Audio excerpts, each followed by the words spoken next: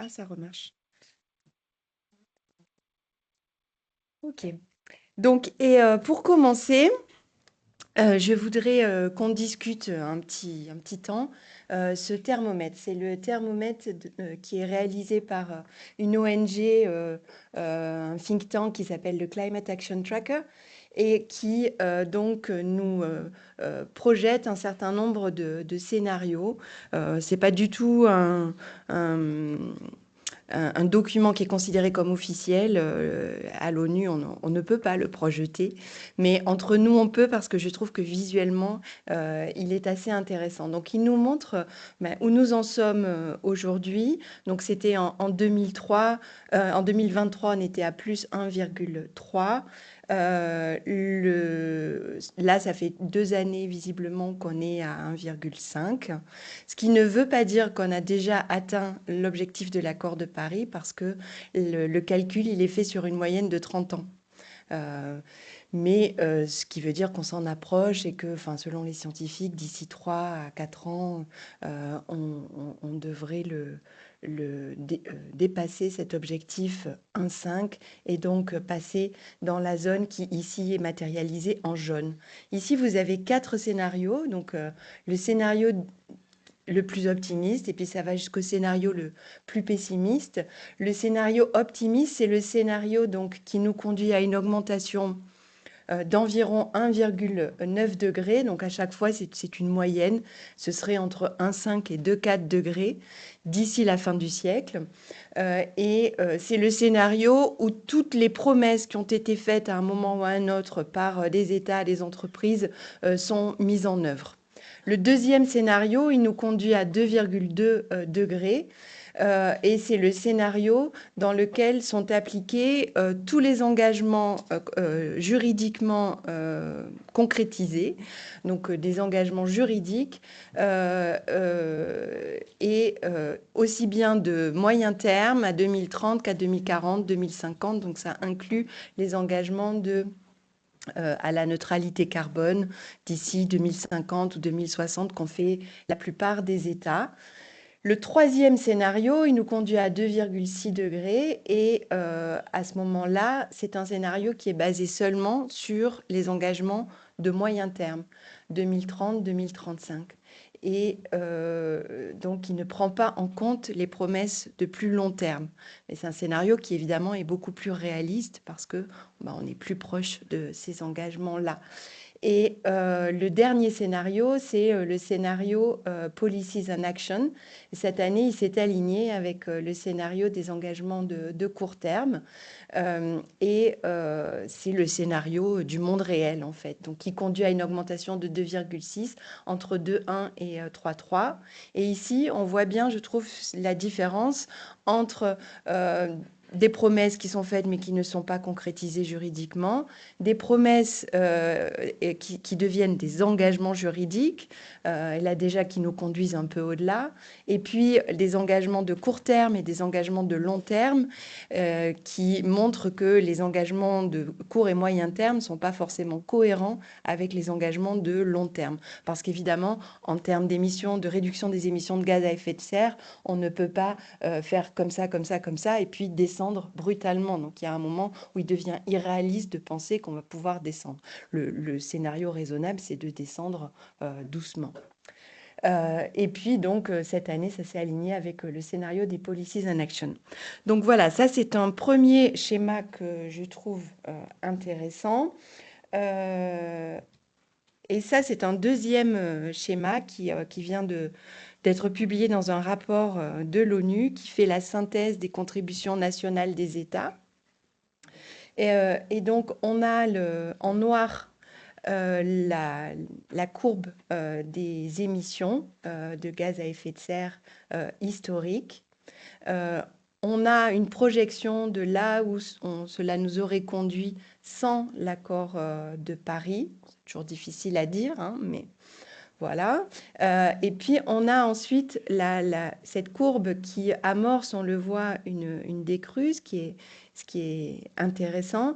Et cette baisse, elle se renforce, on le voit, au fil du temps, puisqu'on a d'abord là où nous amenaient les premières contributions nationales des États qui avaient été faites autour de la COP 21, là où nous emmènent maintenant là où nous emmenaient les promesses faites en 2023 et là où on en est avec les dernières contributions nationales faites par les États. Tous les États n'ont pas à ce jour rendu, on va y revenir, leur nouvelle contribution nationale. Donc ici, je trouve que c'est aussi un schéma intéressant parce qu'on voit l'accord de Paris beaucoup critiqué, mais à quoi sert l'accord de Paris, à quoi servent les COP, et évidemment, les résultats sont certainement décevants puisque on n'est pas sur la trajectoire qui est posée par l'accord de Paris. Mais malgré tout, il faut aussi remettre les choses dans leur contexte et voir qu'il y a une évolution qui est une évolution positive, même si elle est insuffisante. Donc, ayant dit cela, j'en viens à l'opinion, l'avis consultatif rendu par la Cour internationale de justice, et donc avec plusieurs questions qu'on peut se poser. Et d'abord, pourquoi cet avis est-il un avis important qui a été qualifié par de nombreux commentateurs d'historique? Donc, en termes d'éléments de contexte, il faut rappeler qu'il y a aujourd'hui, selon les derniers comptes, bon, là aussi, les comptes, tout dépend comment on compte et qu'est-ce qu'on fait entrer dans ce compte, mais il y aurait dans le monde plus de 3000 procès climatiques passés ou en cours, donc ce qui est un nombre assez important. Mais à ce jour, aucun contentieux climatique entre deux États. Seulement, à l'échelle internationale, des avis consultatifs rendus par des juridictions internationales. La Cour internationale de justice est la troisième. Il y a eu d'abord le Tribunal international du droit de la mer qui a été saisi et qui a rendu un avis sur les obligations climatiques des États en lien avec les questions de droit de la mer. C'était l'an dernier, au mois de mai, le 21 mai. Puis la Cour interaméricaine des droits de l'homme, qui a rendu un avis, cette fois c'était au mois de mai de cette année, même chose sur les obligations climatiques des États en lien avec les questions de droits de l'homme, mais c'est un avis qui ne concerne que les États membres du système interaméricain de protection des droits de l'homme. Et puis, donc, arrive cet avis de la Cour internationale de justice qui est important à plusieurs titres par rapport aux autres avis rendus, qui sont des avis également très intéressants. Mais c'est l'avis rendu par l'organe judiciaire principal de l'ONU. Et c'est un avis qui est extrêmement général dans les questions qui ont été posées, qui concernent aussi bien les obligations de fond des États que les conséquences juridiques lorsque les États violent leurs obligations. Et puis, il y a un dernier avis qui est attendu pour l'année prochaine, peut-être la fin d'année prochaine, par la Cour africaine des droits de l'homme et des peuples, qui a également été saisie, et la procédure est en cours. Alors, si on revient un petit peu sur l'historique de cette demande d'avis, c'est cette demande d'avis qui a finalement été soumise à la Cour. C'est un projet de longue date. Et à plusieurs reprises, il y a des États qui ont voulu saisir la Cour d'une demande d'avis. Ça a été le cas en particulier des Palaos, qui est un petit archipel de Micronésie, qui, en 2011, a initié une campagne parce que l'avis ne peut pas être demandé par un État, il doit être demandé par l'Assemblée générale de l'ONU, donc ce qui veut dire qu'il faut convaincre d'autres États. Et donc Palaos a initié une campagne, mais finalement, il a été dissuadé de faire cette demande pour différentes raisons. D'une part, parce qu'en 2011, c'est l'année où on a lancé les négociations qui conduiront à l'accord de Paris, donc beaucoup d'États considéraient que ce n'était pas opportun de faire la demande d'avis à ce moment-là, que ça pouvait parasiter ces négociations un peu délicates. Et puis surtout, les États-Unis ont menacé de lui retirer leur aide au développement à cet État. Et donc, il ne s'est pas lancé. Donc pendant plusieurs années, on n'en a plus parlé. Et puis finalement, dans un contexte nouveau, qui est un contexte où on a bien un accord, qui est l'accord de Paris, mais que cet accord finalement peine à être complètement mis en œuvre, l'idée a rejailli et finalement l'Assemblée générale a été amenée à poser les questions à la Cour internationale de justice.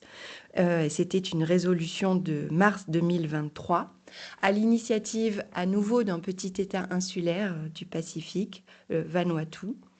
Vanuatu, qui a été inspiré par un groupe d'étudiants, comme quoi les étudiants peuvent jouer un rôle important, un groupe de 27 étudiants en droit international de l'environnement qui était situé sur un campus de l'Université du Pacifique Sud dans les îles Fidji, qui ont créé un collectif et qui ont réussi à motiver Vanuatu.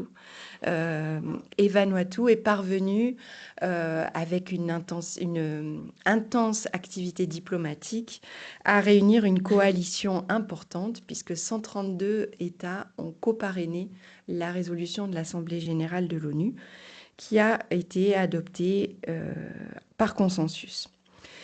Donc les objectifs de cette demande d'avis, c'est d'abord de clarifier les obligations des États dans ce contexte, avec une demande, on va le voir, très large, qui vise un très grand nombre de sources du droit international, aussi bien conventionnelles que coutumières.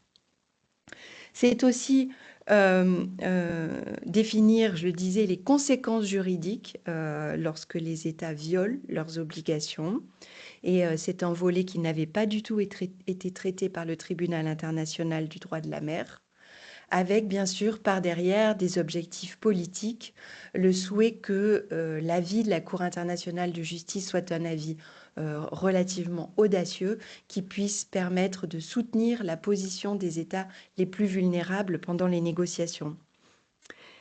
Et évidemment, on peut penser qu'un tel avis peut être un préalable à de futurs contentieux entre États. Enfin, on pouvait penser. Donc on va voir ce qu'il en est. En tout cas, il a suscité un fort intérêt parmi les États. Il y a 96 États et 11 organisations internationales qui ont participé à la procédure écrite et orale devant la Cour, avec 2 rounds de soumission écrite, ce qui est un record absolu, et donc ce qui montre tout l'intérêt suscité par l'avis, avec d'un côté des États et des organisations qui espéraient que cet avis soit extrêmement audacieux et aille dans le sens de la protection du climat, et d'autres, évidemment, d'autres États qui avaient peur que cet État soit trop audacieux, et en particulier sur la question des réparations et des compensations financières, des pertes et dommages, préjudices. Il y a beaucoup d'États qui étaient très inquiets de ce que pourrait dire la Cour. Et à côté de ça, il y a eu aussi de nombreux amicus curiae, donc déposés par des ONG, les amis de la Cour, qui sont venus éclairer également la Cour. Et l'avis a été finalement rendu à l'unanimité des juges, ce qui lui confère plus de poids. Ils ont joint des déclarations et des opinions individuelles, il y en a 12 jointes à l'arrêt, mais ce sont généralement des déclarations et des opinions qui vont dans le sens de l'arrêt, même si tel juge aurait souhaité que la Cour aille plus loin ou moins loin sur tel point. Il n'y a aucune opinion dissidente et donc ça, encore une fois, ça renforce bien la portée de l'avis. Donc les 2 questions qui étaient posées à la Cour, question A et question B. Donc ici, vous avez la question A.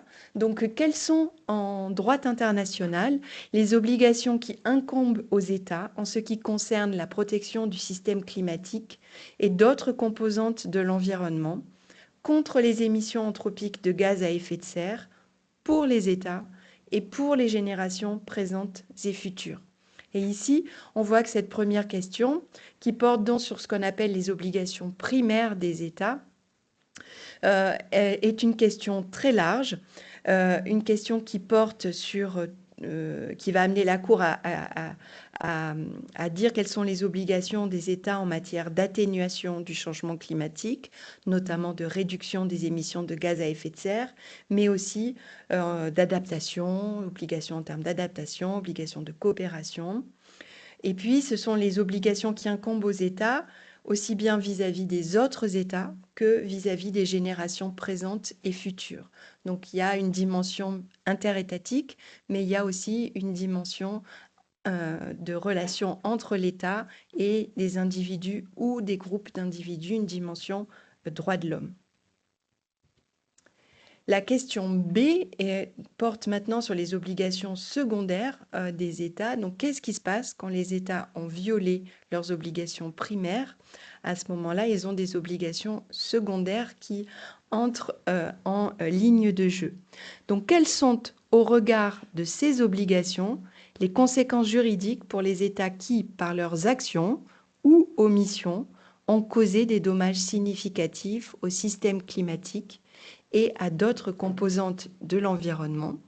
Et à nouveau, c'est à l'égard des États, y compris en particulier des petits États insulaires en développement, et des peuples et des individus, des générations présentes et futures atteints par les effets néfastes des changements climatiques. Donc, à nouveau, une question extrêmement large. Donc, pour répondre à l'avis, la Cour va utiliser une approche méthodologique que je pourrais qualifier d'innovante. D'abord, elle va fortement s'appuyer sur la science climatique. Et ça n'est pas complètement nouveau pour la Cour internationale de justice, mais il faut dire que quand même, traditionnellement, elle a plutôt cherché à éviter les questions scientifiques, à les contourner et elle n'a pas une tradition d'engagement fort vis-à-vis de la science, même si dans de récentes affaires, ça a pu un petit peu évoluer. Donc ici, vraiment, il y a un très fort appui sur la science climatique. D'abord, on pouvait s'y attendre, puisqu'en novembre 2024, la Cour a demandé à des experts du GIEC de venir rencontrer les juges à La Haye, et il y a eu une première discussion au cours de laquelle les juges ont pu poser des questions directement aux experts du GIEC. Donc, ça montrait quand même que la Cour était décidée à rentrer dans les questions scientifiques. Ensuite, si on compte le nombre de références ou de citations au GIEC, au rapport du GIEC dans l'avis, il y a 98 références, donc c'est vraiment très très présent. C'est presque à chaque page qu'il y a des références au GIEC et à la science du climat. Donc ça permet à la Cour plusieurs choses. Ça lui permet d'affirmer à la suite du GIEC un certain nombre de faits. Le changement climatique est d'origine humaine, a une origine humaine. Là, je vous ai mis également 2 citations. Les pays industrialisés et ceux en développement ont une responsabilité commune mais différente dans la lutte contre le problème des changements climatiques et leurs effets néfastes. Donc ici, la Cour va citer les rapports du GIEC. Et puis aussi et surtout, c'est une menace grave, c'est une menace, dit la Cour, urgente et existentielle. Et à partir du moment où c'est une menace grave, urgente, existentielle, la Cour va être en mesure d'interpréter de manière particulièrement stricte les obligations des États. Donc le fait qu'elle puisse s'appuyer sur la science joue un rôle dans l'interprétation qu'elle va faire des obligations des États.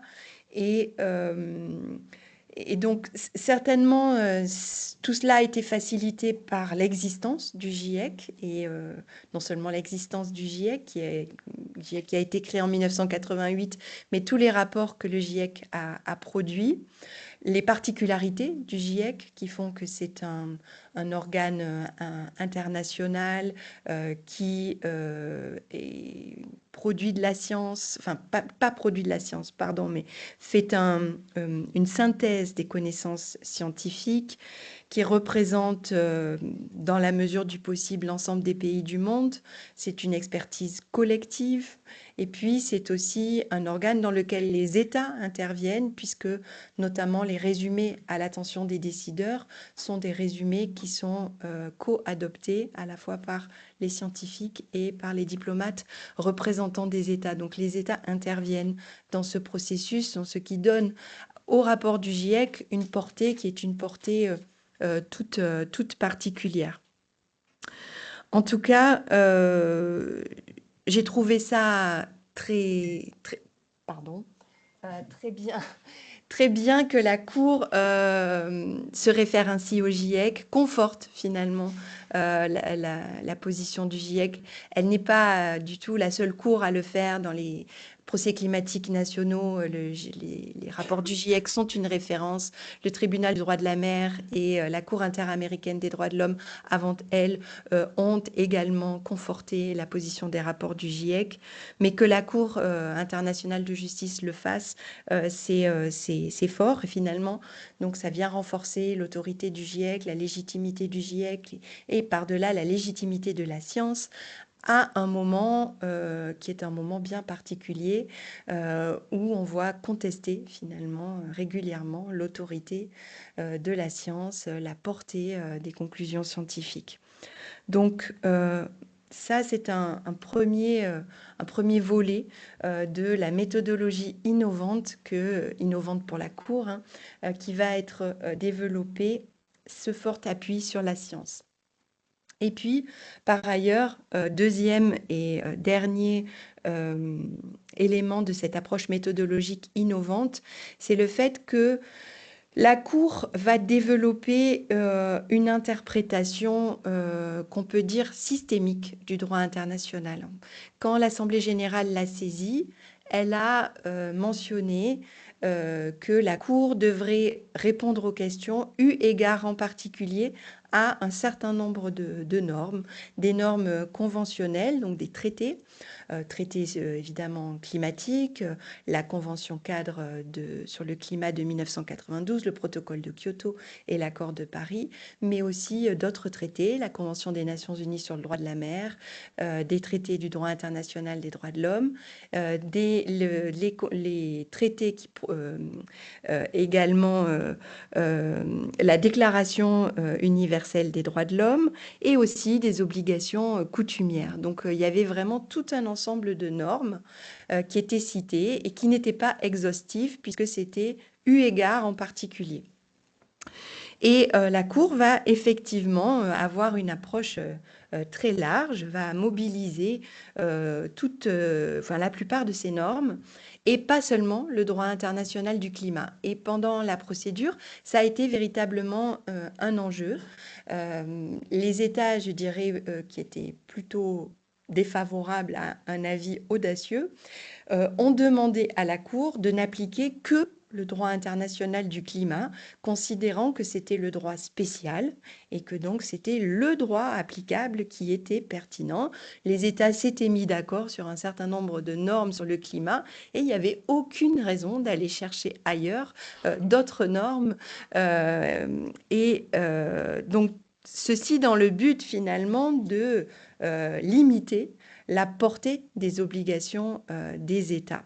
Les États qui étaient plus favorables à une interprétation plus audacieuse ont au contraire poussé la Cour à avoir cette interprétation systémique. Quand on dit systémique, c'est-à-dire que c'est le droit international qu'on conçoit comme un système de normes, un système dans lequel les normes interagissent les unes avec les autres.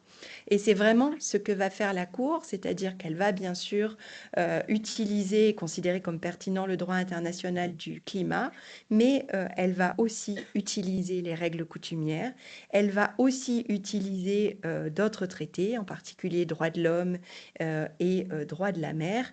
Elle va rejeter ce principe qu'on appelle principe de la lex specialis, En considérant que la lex specialis est un principe qui permet de résoudre des conflits de normes, mais que s'il n'y a pas de conflit de normes, en fait, on peut appliquer l'ensemble des normes. Et au contraire, c'est ce qu'il faut faire puisque les États sont liés par l'ensemble des normes.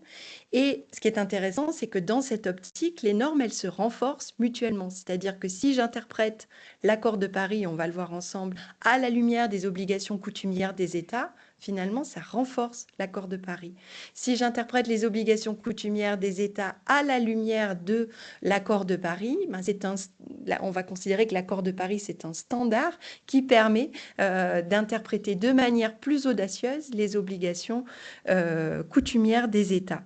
Donc, on parle ici d'interprétation qui est au-delà de systémique, qui est une interprétation synergique. On parle aussi de fertilisation croisée. Et c'est vraiment ce que va faire la Cour, et c'est aussi cela qui fait que son avis est relativement audacieux. Une autre chose qui est intéressante dans sa méthodologie, c'est qu'elle va aussi prendre en compte les décisions des COP. Alors, on est en pleine COP actuellement, COP 30 sur le climat. Et donc, si vous lisez la presse, vous voyez les États se déchirer dans la négociation de décision de la COP et pas de traité. Et en dépit de ce terme de décision, ce qualificatif de décision, la portée juridique des décisions des COP, elle n'est pas si évidente. Et la Cour va être assez claire de ce point de vue. Elle va considérer que d'abord, certaines décisions sont de véritables décisions, c'est-à-dire qu'elles lient les États, et que les autres sont des outils d'interprétation finalement, des obligations conventionnelles. Et donc, elle va interpréter en particulier l'accord de Paris à la lumière des décisions des COP. Et ce qui fait que ça va aussi l'amener à un certain nombre de conclusions. En particulier, c'est sur cette base que la Cour va considérer que l'accord de Paris, l'article 2 de l'accord de Paris, pose l'objectif non pas de limiter les températures nettement en dessous de 2 degrés, mais bien à 1,5 degré. Alors que si on regarde ce que dit l'article 2 de l'accord de Paris tel qu'il a été négocié à la COP 21 en 2015, il dit l'objectif, c'est l'objectif nettement en dessous de 2 degrés. Et si possible, mais de manière beaucoup plus aspirationnelle, 1,5 degré. Et il est clair qu'à l'époque, les États n'ont pas voulu s'engager sur 1,5 degré, mais qu'ils ont en forme de compromis et lâché vis-à-vis des petits États insulaires, introduit le 1,5 dans l'article 2, mais pas comme un objectif contraignant. Or, dans les décisions ultérieures, et notamment à Glasgow, les États se sont référés à l'objectif 1,5. Ils ont considéré que cet objectif permettait de beaucoup mieux protéger la planète et les humains. Et à partir de là, la Cour dit, bon, bah, en fait, l'objectif maintenant, c'est 1,5 et c'est plus nettement en dessous de 2 degrés. Donc, ce qui est quand même aussi... Enfin, je dis, c'est pas révolutionnaire parce que c'est dans le prolongement de la jurisprudence de la Cour, mais ici, ça a des conséquences très, très précises.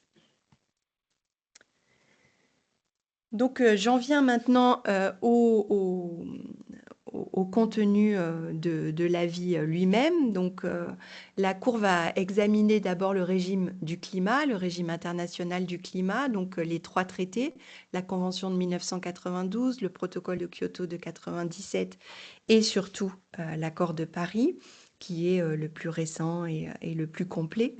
Donc, ce qu'elle va faire, c'est qu'elle va en dérouler une interprétation tout à fait progressiste, une interprétation qu'on peut dire contextuelle, donc ça veut dire qu'elle prend en compte tout le contexte, elle n'est pas seulement littérale, téléologique aussi, c'est-à-dire en fonction du but qui est posé à la fois par la Convention de 1992, qui est de limiter les interférences négatives avec le système climatique, les interférences dangereuses, mais aussi avec l'objectif posé à l'article 2 de l'accord de Paris, de limiter l'augmentation des températures, donc dit la Cour, à 1,5 degré.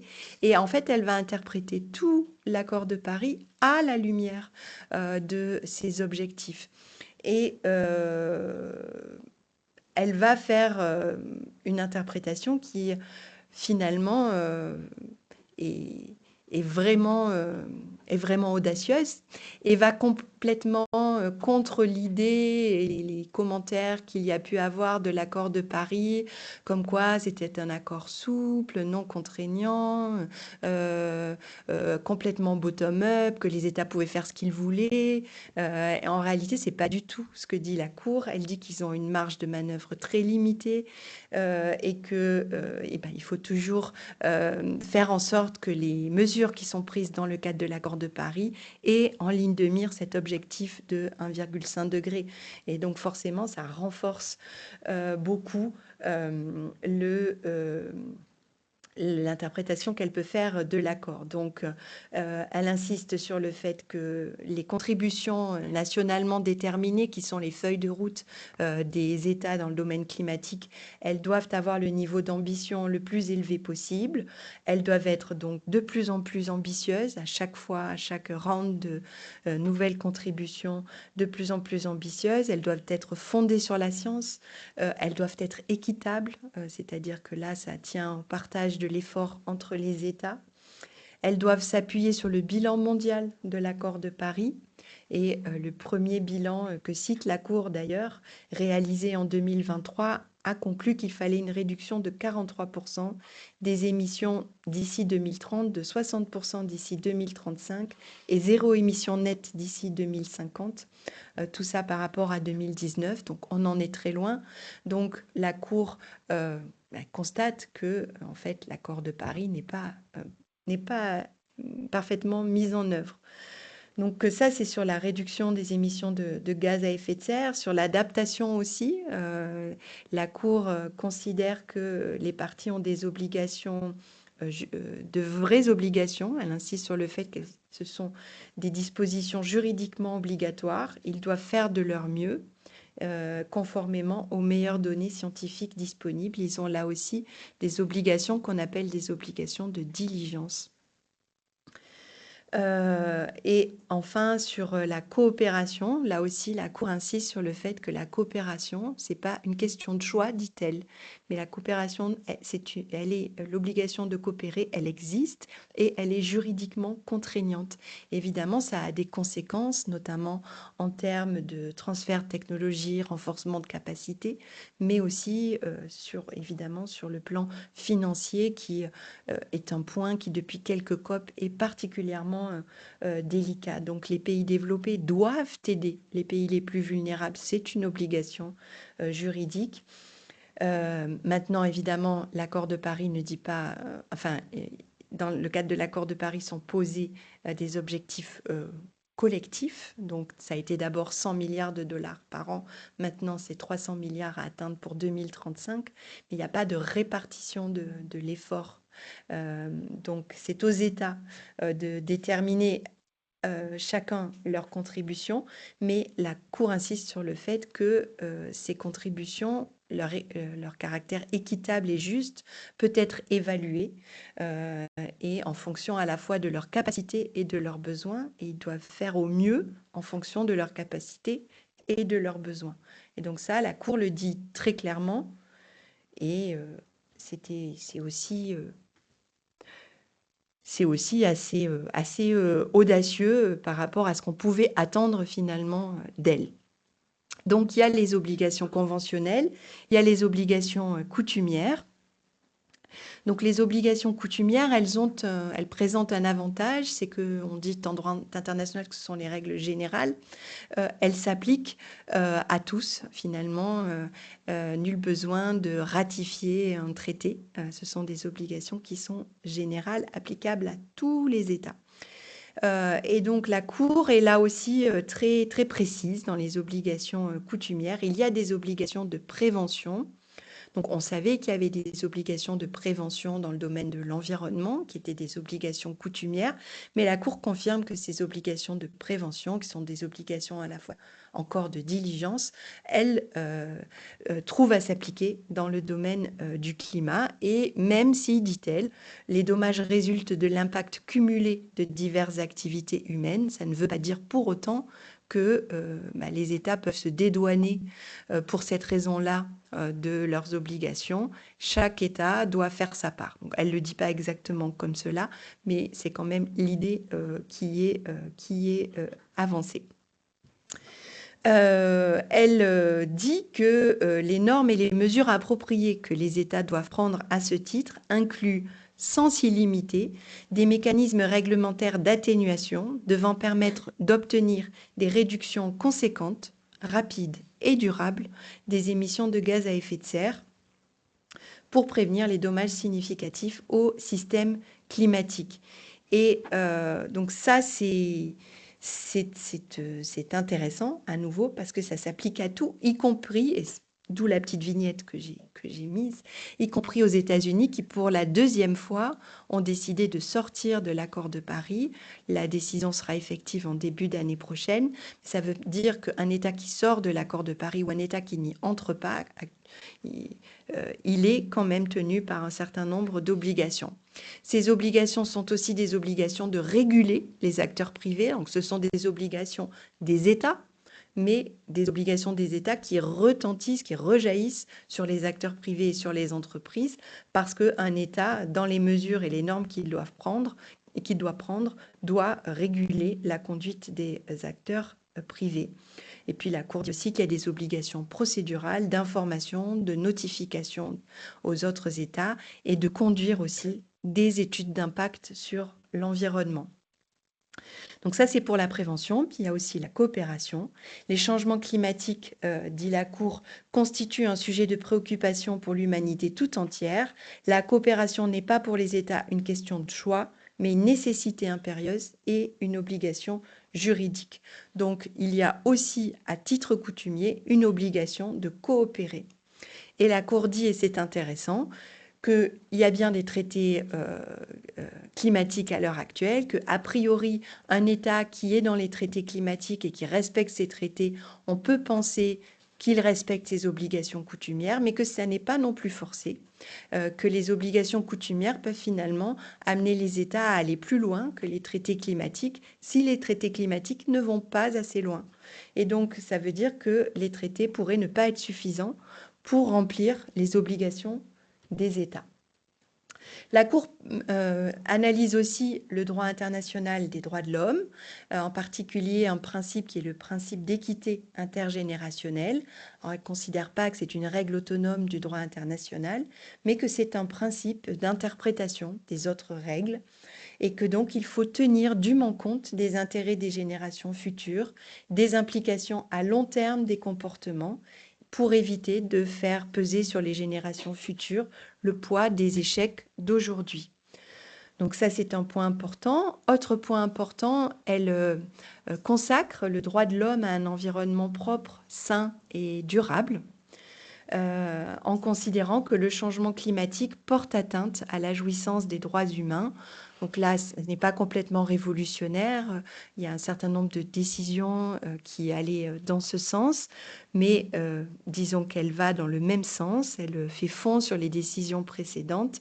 Il porte atteinte à la jouissance des droits humains parce qu'il peut entraîner des violations du droit à la vie, du droit à la santé, du droit à un niveau de vie suffisant, du droit à la vie privée, à la famille, au respect du domicile, mais aussi porter atteinte aux droits des plus vulnérables, les femmes, les enfants, les peuples autochtones.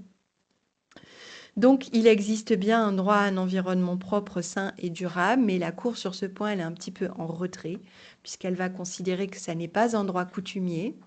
Il est protégé par les traités, mais ça n'est pas une règle coutumière, et puis il n'est pas non plus autonome. En fait, dit la Cour, c'est une condition préalable à la jouissance de nombreux droits de l'homme. Donc, pour le protéger, il faut passer par d'autres droits. Donc j'en viens aux conséquences des violations. Ici aussi, la Cour va ouvrir un certain nombre de portes.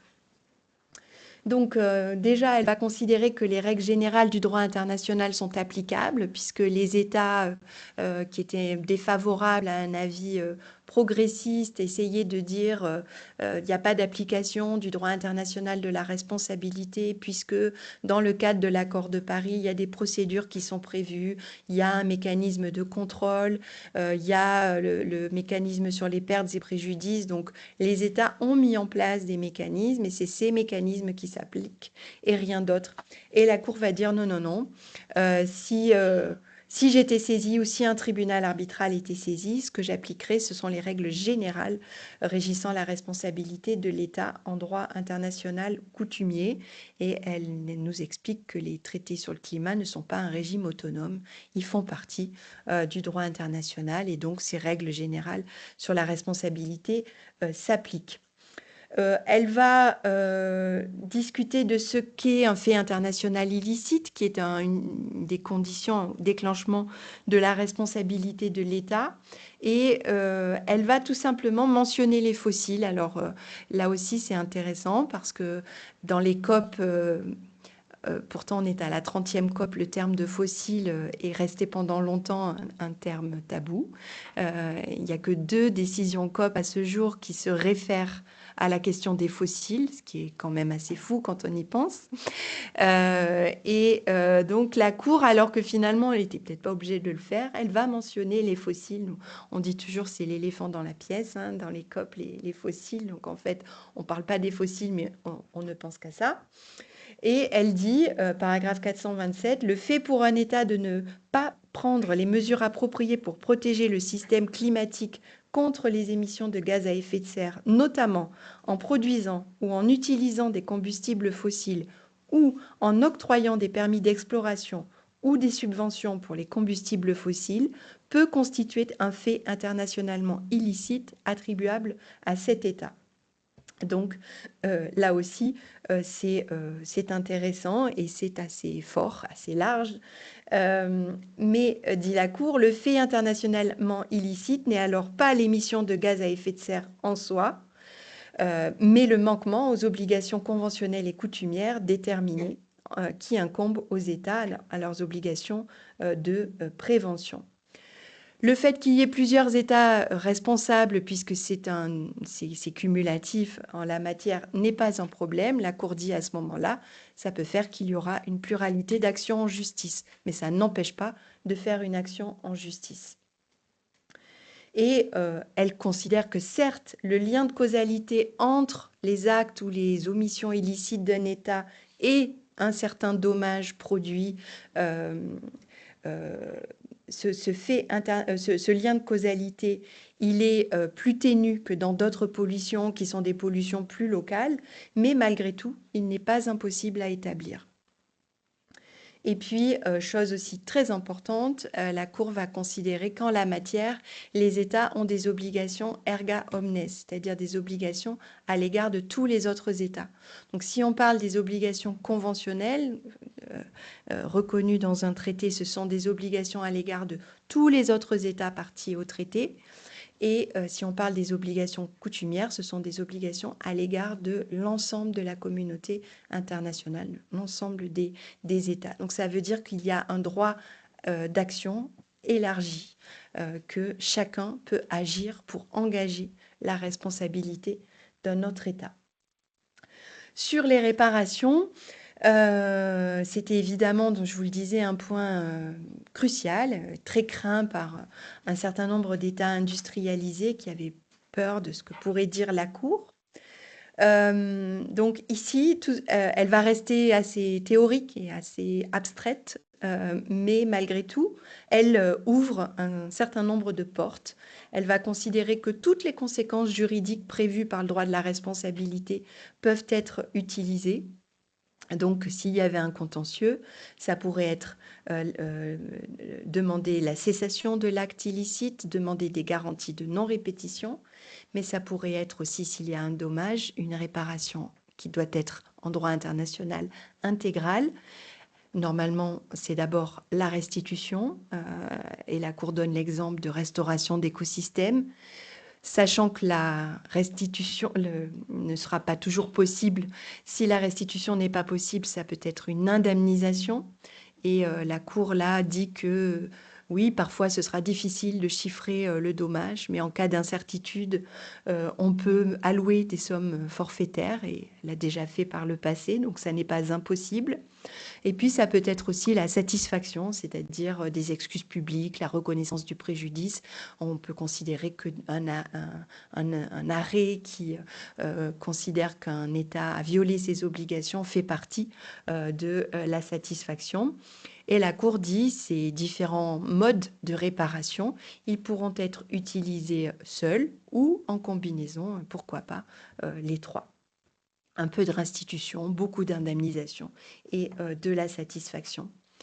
Ce que dit la Cour aussi, c'est que ça va varier selon que l'État est lésé ou non. C'est-à-dire si l'État a subi un dommage, à ce moment-là, il va pouvoir demander la restitution, l'indemnisation, et plus largement la réparation.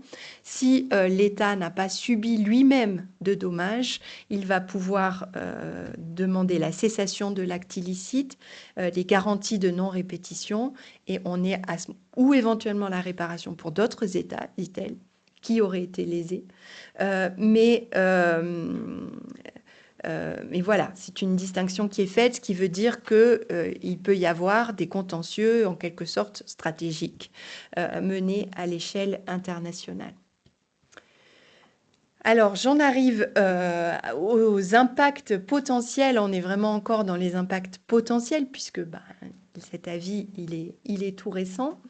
Donc, évidemment, tout de suite, la question qu'on pouvait se poser, c'est quel serait l'impact sur les négociations internationales. C'était un des objectifs des petits États insulaires du Pacifique que cet avis vienne soutenir leur position dans les négociations internationales, en particulier au cours des COP. Et donc, ici, je vous ai mis donc à la fois un document qui est produit par... ça, c'est le collectif d'étudiants qui, justement, a poussé l'Assemblée générale à poser les questions à la Cour, et d'autres ONG qui ont fait un guide de poche pour les négociateurs. Donc, c'est assez court, mais qu'est-ce que vous pouvez mobiliser dans la vie et à quelle fin pour soutenir vos positions. Donc, pareil, Client Earth aussi, qui a également, qui développe, voilà, It's a Game Changer, etc. Un document en expliquant que la vie peut être utilisée et doit être utilisée. Donc concrètement, l'idée, c'est qu'ils viennent renforcer la position des plus vulnérables, qui fournissent des arguments pour exiger plus d'ambition à la fois dans les politiques climatiques, donc dans les contributions nationalement déterminées, mais aussi en termes de financement.